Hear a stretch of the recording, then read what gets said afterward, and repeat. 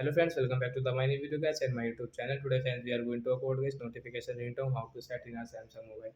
Friends, you want to set a notification ringtone in your Samsung phone, so then you can set easily. And when how can you use your notification ringtone setting in your Samsung phone? In this video I will show you guys.